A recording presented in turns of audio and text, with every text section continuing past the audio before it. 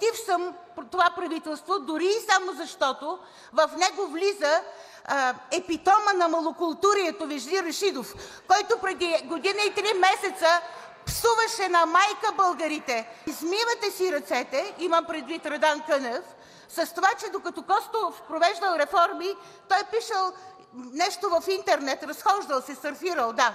Браво, добре, че го направихте, оттам научихме колко горещ защитник сте на гей парадите. Аз съм чела вашия блог и помня как обяснявахте, че Чичо ви Моис Кордова в Израел живял 40 години щастливо с съпруга си Шимон. Искам само да ви кажа, колкото до съветския вектор, че вашата лична фамилия има големи заслуги за тържеството му.